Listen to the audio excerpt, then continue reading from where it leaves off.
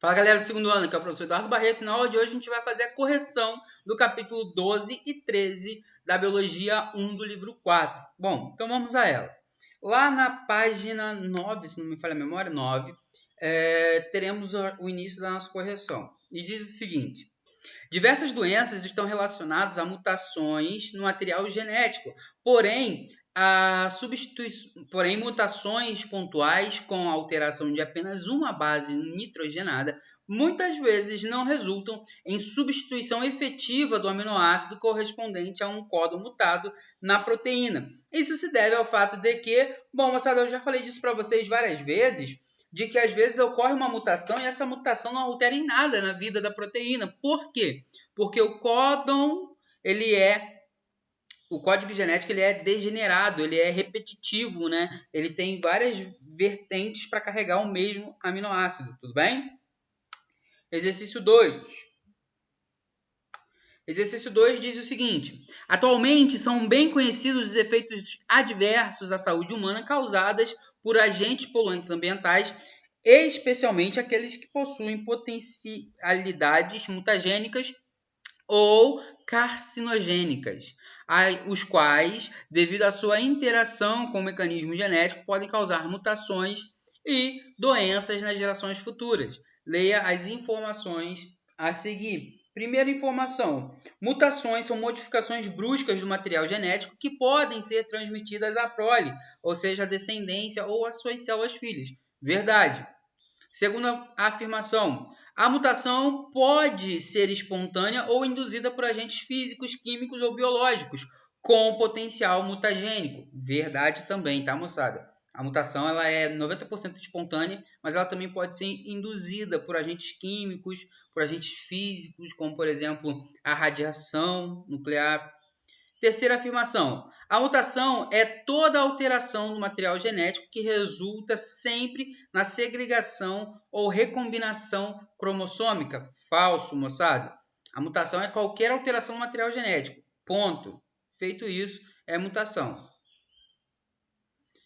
E quarta, mutações gênicas podem ser causadas por poluentes ambientais e provocar alterações responsáveis pelo aparecimento de genótipos diferentes em uma população. Verdade também. Terceira, as mudanças em uma única letra, nucleotídeo no DNA, conhecida como mutação pontual, podem alterar um códon, uma trinca de nucleotídeos, unidades constituintes dos ácidos nucleicos, substituindo um aminoácido por outro, alterando ou não a função proteica ou ainda originando códons de parada, o que resulta na interrupção da síntese de proteica. As mutações pontuais são classificadas como silenciosas. Vamos lá, aqui em cima aqui. E expressas do ponto de vista clássico.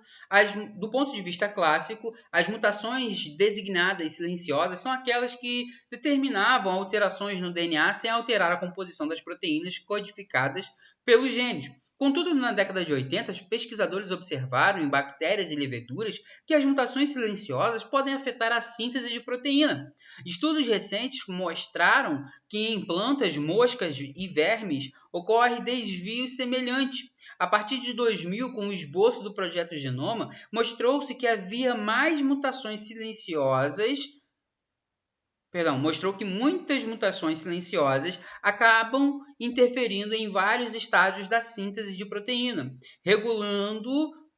resultando em doenças genéticas humanas. Com relação aos atuais conhecimentos sobre as mutações silenciosas observadas nos diferentes seres vivos, é possível inferir que, letra B, nos seres humanos, os estudos mais recentes mostraram que tais alterações pontuais podem causar distúrbio genético. Foi dito lá no texto, a gente nem precisava raciocinar muito.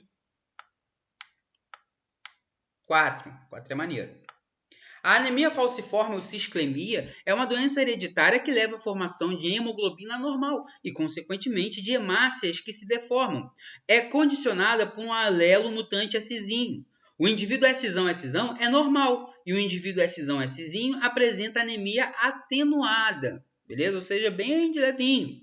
E o indivíduo Szinho, em geral, morre, ou seja, um gene letal, certo? O esquema a seguir mostra a sequência do DNA que leva à formação da hemoglobina normal e a que leva à formação da hemoglobina alterada. Considere os segmentos do DNA a seguir. Aqui eu tenho o DNA normal, com essa combinaçãozinha aqui, carregando os aminoácidos próprio e GUT, GLU. Beleza. E depois, no cisclêmico, note que eu troquei o aminoácido do meio. Show de bola? Por essa simples troquinha aqui, ó, eu troquei apenas um aminoácido. E apenas um aminoácido vai fazer essa diferença toda. Trata-se de um caso de mutação por substituição de um par de bases no DNA com alteração do aminoácido codificado e da proteína correspondente. Show de bola? Como nós vimos, eu troquei uma basezinha só e deu essa consequência toda que nós vimos. Show? 5 está mostrando um desenhozinho aqui de um cromossomo, quebrando um pedacinho e perdendo. Que tipo de alteração estrutural é essa? Quando a gente perde um pedacinho, a gente chama de deleção. Show de bola, meus amores? Bom, vamos lá na página 22, que esse capítulo foi dividido em 2. E lá tem mais uns exercíciozinhos mais interessantes pra gente, mais diferentes, tá? O gênero vegetal Spartina é composto por várias espécies que apresentam o seguinte número de cromossomos em suas células meristemáticas. Aí a gente tem a Scripta com 56, a Alterniflora com 70 e Townsendii com 126. A espécie Spartina Townsendii é provavelmente, moçada, ela é provavelmente um híbrido do 1 com 2. Porque quando a gente soma esses dois aqui, ó, essas duas espécies, dá exatamente esse número aqui. Show de bola? 2.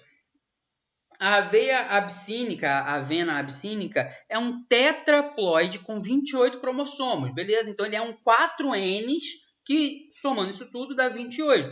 A aveia comumente cultivada é um hexaploide da mesma espécie. Daí conclui-se que a aveia comum, o número de cromossomos é igual a... Bom, moçada, vamos lá. Se a planta original é tetraploide e está dando 28, eu pego esse 28 e divido por 4, para saber quanto vale um N. Show de bola? O que está acontecendo aqui? Ele está me dizendo que 4N é igual a 28. Resolvendo essa equação matemática, 4 vezes N igual a 28, eu passo o 4 dividindo, 28 dividido para 4, vai me dar 7. Como ele disse que a planta que a gente consome é um hexaploide, eu vou pegar esse valor de N e multiplicar por 6, o que vai me dar 42 cromossomos. Show de bola? Exercício 3. Exercício 3. Deixa eu puxar aqui. Uma espécie de planta A, 2N igual a 10, beleza? Então, um N aqui está valendo quanto? Está valendo 5, show de bola. Foi cruzada com outra espécie B, onde 2N está valendo 14, originando um híbrido, o híbrido C. Apenas alguns grãos de pólen não reduzidos foram produzidos pelo híbrido, sendo utilizados para fertilizar o óvulo de B. O último cruzamento produziu plantas com... Então, vamos lá, moçada. O que ele fez aqui? Ele pegou essa plantinha e cruzou com essa. Planta A com planta B. O filhote vai nascer com quantos? Bom, no gameta da planta A, vou ter 5 cromossomos, porque um gameta só tem a metade. No gameta da B, eu vou ter 7 cromossomos. 5 com 7, 10, 12. Legal, tem 12 então. Show. Ele disse aqui, ó, alguns grãos de pólen não reduzidos. Então, esse no híbrido C não rolou a meiose, tudo bem? Então, ele continuou com 12. Ele produziu grãos de pólen com 12 cromossomos. E esse grão de pólen não reduzido foi utilizado para fecundar os óvulos de B. Óvulos de B tem quantos cromossomos? Tem 7. Show de bola? Então vamos lá, moçada. 7 com 12, 19. Beleza? Então a resposta certa, 19. Uma aneuploidia frequente na espécie humana é a síndrome de Down, que é caracterizada pela trissomia do cromossomo 21. A síndrome de Down é quando o cara tem a pessoa apresenta 3 exemplares do cromossomo do tipo 21. Maneiro? O cariótipo humano é constituído pelo conjunto completo dos cromossomos ordenados de um indivíduo. No exame pré-natal de um casal cuja futura mãe tenha mais de 35 anos de idade e apresente casos de doenças genéticas na família, o médico deve indicar uma avaliação do cariótipo fetal. Show? Aí fez lá o examezinho, apareceu isso daqui. Aí vem a pergunta: essa pessoa aqui tem algum tipo de problema? Bom, moçada, vamos lá. Infelizmente, note que aqui no cromossomo de tipo 21, ele tem 3 exemplares, ó. Essa pessoa aqui vai ser portadora da síndrome de Down. Show de bola? Mas ela vai ser um menino ou uma menina? Bom, para ser uma menina é XX. Obviamente, moçada, que lá na nossa célula não vai estar lá. A gente vai lá no microscópio e vai ver um Xzinho lá ou um Y. O que a gente vai ter são cromossomos iguais. Beleza? Ó, esses 2 cromossomos têm os mesmos formatos.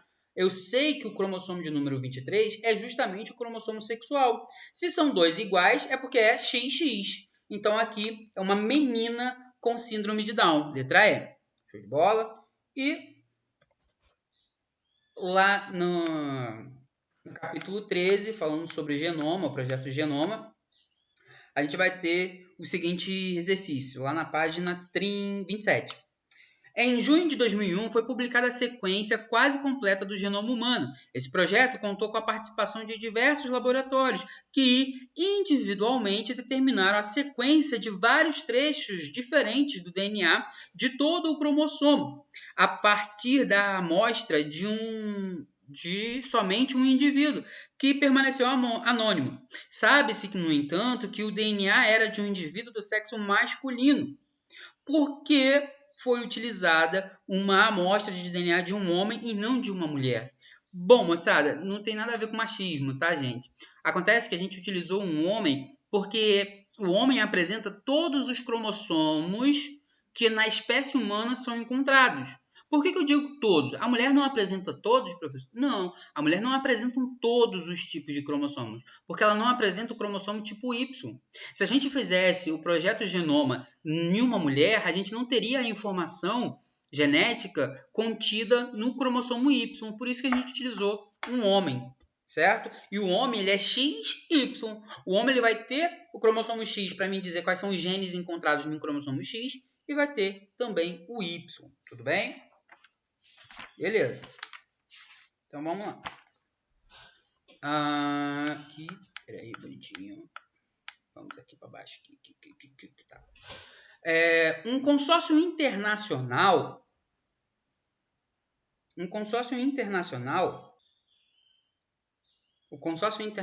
moçada, ele, aqui, incluindo pesquisadores brasileiros, soletrou os nucleotídeos constituintes do genoma bovino. Em outro estudo, foram comparadas as diferenças genômicas entre as 19 raças bovinas comerciais. Pelos estudos, ficou demonstrado que há 22 mil genes no genoma bovino, sendo que 80% deles também estão presentes nos seres humanos, e desse modo, os ruminantes estão mais próximos do homem do que os roedores.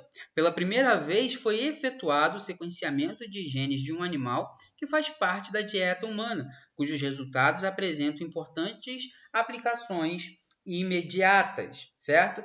Com relação ao sequenciamento dos nucleotídeos do genoma bovino, é possível inferir que, letra E, a aplicação do conhecimento genético obtido permitirá o conhecimento mais detalhado das diferentes raças e também a obtenção de animais com maior produção de leite, gado de corte ou com carne mais tenra e bovinos que emitem menos metano. Quando a gente sabe, moçada, qual raça ali vai ter as suas características, quando a gente conhece as características dessa raça, a gente consegue fazer cruzamentos mais rentáveis para a espécie humana. Show de bola? 3.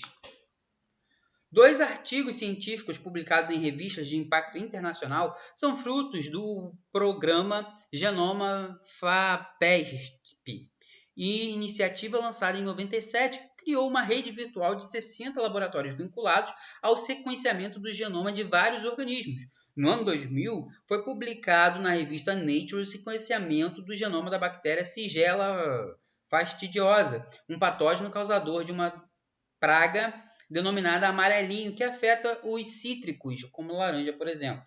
Em maio de 2002, também na revista Nature, foi publicado um artigo contendo informações sobre o mapeamento dos genes da bactéria Xanthomonas citri, causadora do cancro cítrico, sendo efetuada a comparação com os dois resultados do sequenciamento do genoma da bactéria Xanthomonas campestris. O estudo com Xanthomonas foi a continuação do trabalho da Shigella, mas foi muito mais complexo, pois envolviam dois genomas e patógenos mais complexos. Em relação ao sequenciamento genômico de diferentes organismos realizados por pesquisadores brasileiros, é possível inferir que, letra B, há uma implicação econômica, pois tanto Shigella e Xanthomonas são patógenos de plantas de interesse comerciais, moçada. A laranja, ela mexe com muito dinheiro. Laranja é tech, laranja é agro, laranja é vida.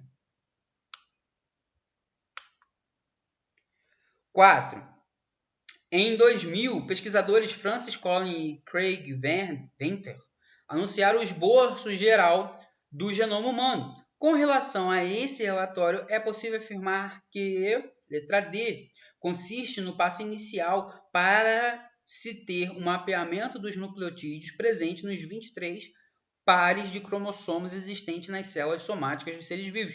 Essa foi a principal ideia do projeto Genoma, moçada. Identificar o que está escrito lá, quais são o passo a passo que está no nosso DNA para fazer um ser humano. Para fazer um ser humano, eu preciso da proteína tal, disso, daquilo outro. E tudo isso está escrito no nosso DNA. Com o projeto Genoma, a gente conseguiu ler essas informações e saber onde cada uma delas estava.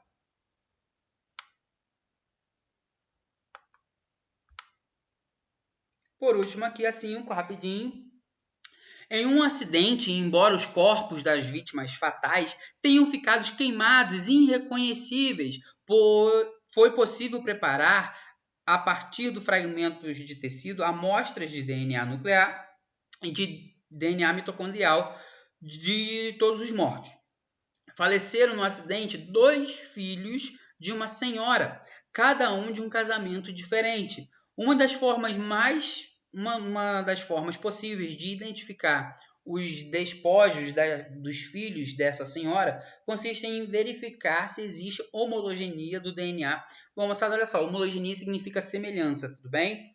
Do DNA, bom, vamos lá, moçada. Do DNA mitocondrial com o DNA mitocondrial das vítimas.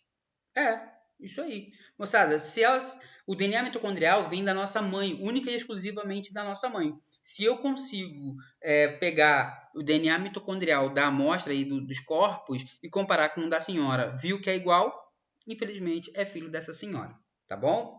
Meus amores, por hoje é só. Beijão. Na nossa próxima aula, a gente vai fazer a correção do capítulo 14, tá bom? Valeu, até mais.